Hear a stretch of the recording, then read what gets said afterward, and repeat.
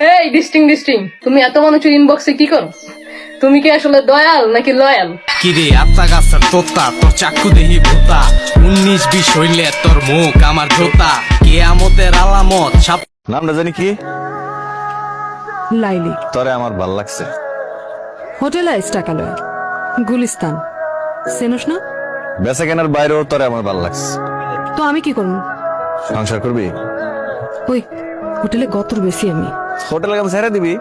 তাতে চলবো তোর? মাগিরে বিয়া করবি? চলবো। চিন্তা করে দেখ, চিন্তা করে দেখ, তুই আর আমি আলাদা করে একটা ঘর নিলাম, সারাদিন কাম শেষে বাইর ফিরলাম, রাতে গরম গরম ভাত খাইলাম। সংসার করবি? এবার তুই কি অন্ধ? তুই ছড়ে দাস না? সামরা আস্তে কথা কর। ওকে।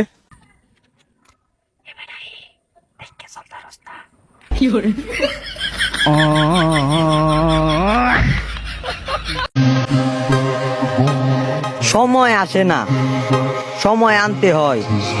যদি একবার আনতে পারি তাহলে তোর দিনের বেলাও অন্ধকার দেখামু।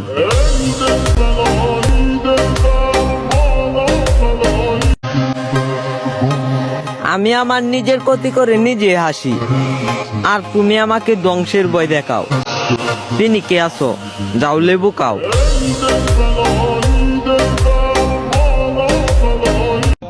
আগামীকাল আমরা অবিবাহিতরা মাঠে নামবো।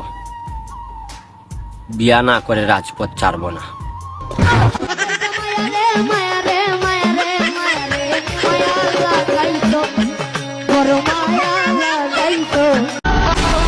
বাঁচবো আর কতদিন, চলেন নামাজ পড়ি প্রতিদিন।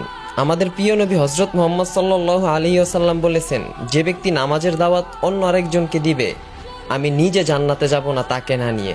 আমি নামাজের দাওয়াত আপনাকে দিলাম, আপনার ইমানি দায়িত্ব এই ভিডিওটা আরেকটা মুসলমান ভাইকে শেয়ার করে নামাজের দাওয়াত দেওয়ার।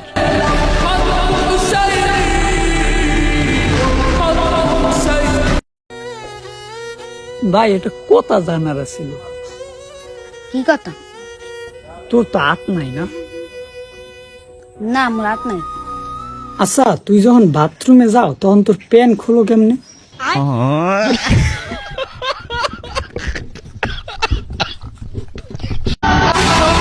বিয়ের উদ্দেশ্যে যদি প্রেম করা হালাল হইতো, তাহলে কোরবানির উদ্দেশ্যে গরু চুরি করাও জায়েজ হইতো। কথাটা যারা বিবেক আছে তারাই বুঝতে পারবেন।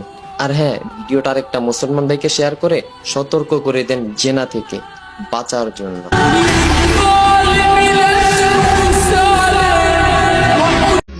কবে যে আসবে 26 তারিখ? জানো তোমার কোনটা পছন্দ নাও? দেখ তো পাগলের কাহিনী, তুমি এতগুলো আনছো কেন?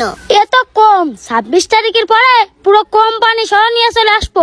শুধু 26 তারিখটা আসতে দাও। আমার তো মনে হয় 26 তারিখের পর তোমাকেই খুঁজে পাওয়া যাবে না।